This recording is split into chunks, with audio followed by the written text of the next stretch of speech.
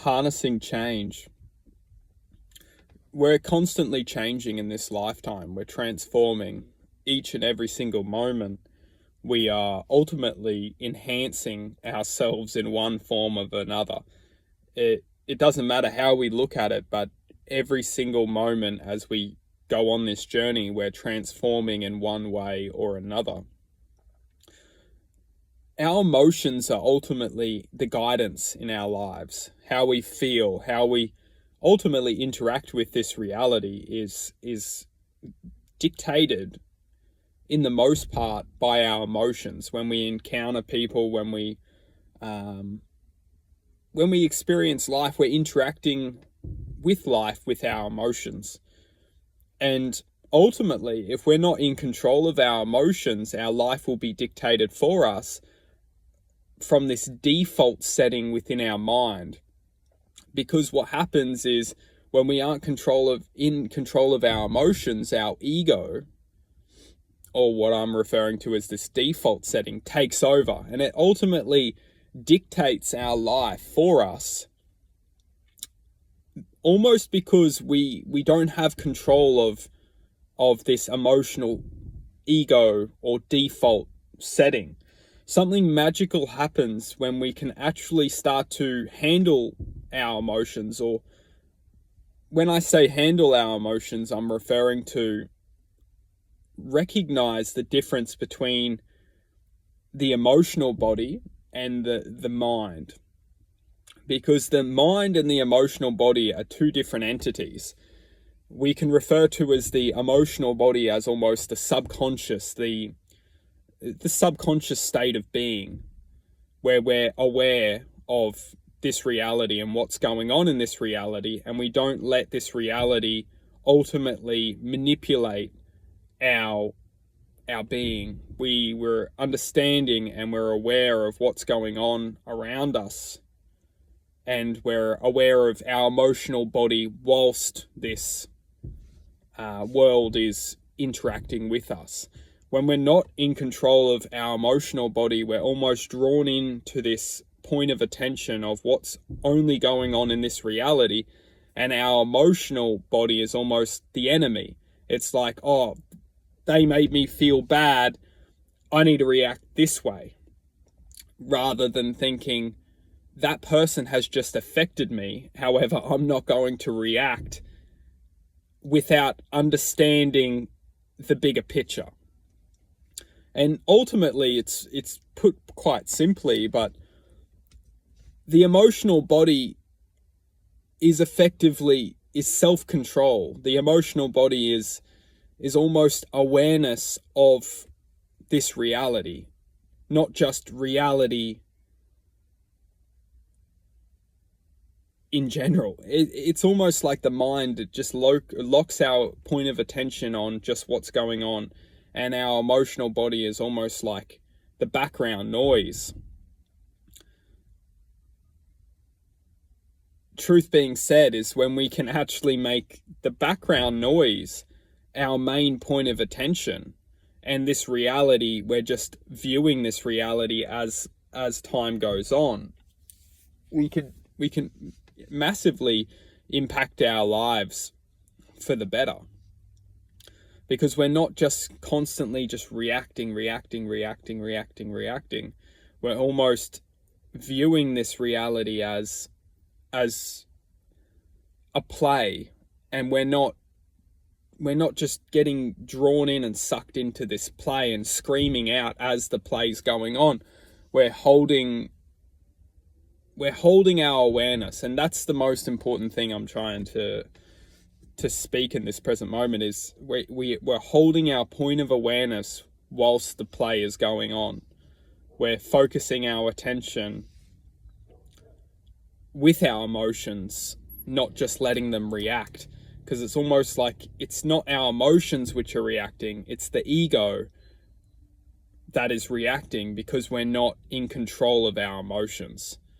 And that's, put simply, how our ego gets the best of us, is that we're not controlling our emotions. We're not acting with the emotional body. We're we're being drawn into this kind of ego mindset and allowing the ego to use our emotions at our own justification. And I think the key is ultimately to resemble with our emotions, is to show that even if we're feeling bad in this moment, or it doesn't matter how we're feeling in this moment, that our emotions are effectively the key to whatever we desire to become.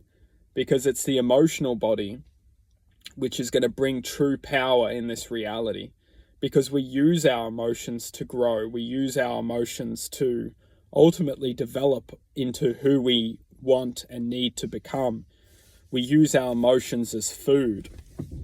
We use our emotions as a way to channel into that supreme focus or the true self. The emotions are effectively the walls in our reality. They're what we put up to as experiences in our life. All I will say is that these emotions, these walls in our lives, there's a key to every wall, and there's a lesson to be learned within every emotional state of being we can experience. And if we don't hold the key, we only have walls. We only have these walls around us. And these walls ultimately dictate our lives, because when we experience something that we've already got a wall to, we don't go into it. We just keep focusing our attention into this reality. And this is ultimately what I'm referring back to with the ego, is that as long as there's walls, the ego doesn't, the ego only has room to attack. It doesn't have, and that's what that's ultimately what at least the governing forces of this reality desire. It desires this kind of egotistical collective consciousness within humanity itself. It wants humanity just to be a dominant kind of ego-driven society, because it propels frustration, anger, and separation. And the key to our emotional body, or the key to the walls, when we unlock the wall, we understand why we put the wall up in the first place. And a lot of the time we put the walls up to defend ourselves. And this is ultimately the ego. The ego wants to defend itself. The key is that when we open up these walls, or we understand why we put the walls up in the first place, which was the ego has ultimately risen within us. It has activated because potentially we weren't able to accept or understand the truth of that lesson, and the ego has come into place. If we can't work our way back and unlock these walls, the ego has the potential to be this dominant force within us. It's crucial to understand the ego will always be a part of our lives. However, it has the potential to rule our lives, and that's ultimately what we want to resolve in this lifetime. Because if our ego has ruled or dictated our life, and we have ended up somewhere, and we leave this reality with this kind of governing frequency, we will most likely end up being directed into that frequency field of what we left this body with. And this is not negative. It's not something to be afraid of. However, we can truly transform our frequency before we end up leaving this reality. And ultimately that's giving our true self, or our divine self, the best chance to to go where it's meant to be, rather than to end up being somewhere again, potentially, or being misled into the same kind of loop of what we need to learn to transform. And I think that's the magical thing about this lifetime, is it doesn't matter what we believe in. If we believe in God, what matters is that we understand the governing principles of this lifetime, and what restriction is, and what is dictating our awareness. Because funny thing to look at is that if we were all pure, if we were all divine, then why would we need to believe in religion? Why would we need to do all that we need to enter this space of divinity?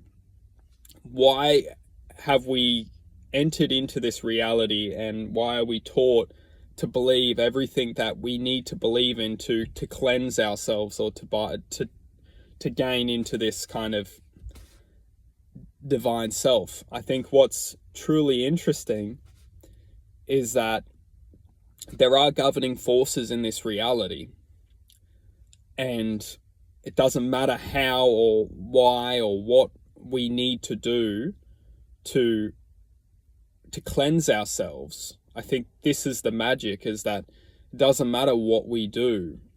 However, what we need to understand to do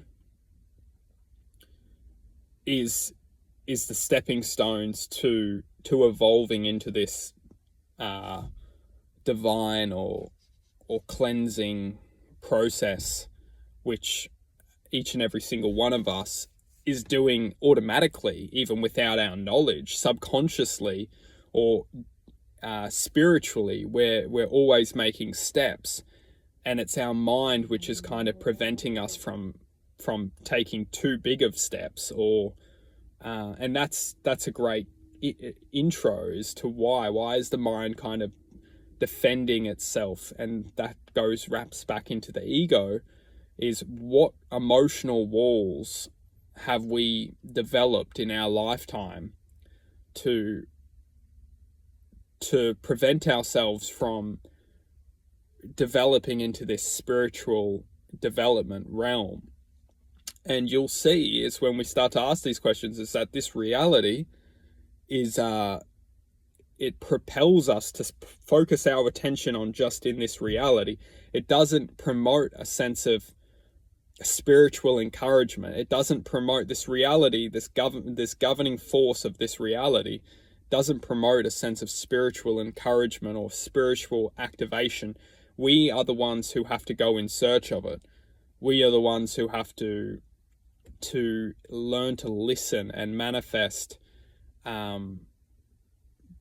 this kind of voice within ourselves to understand and question everything. And the main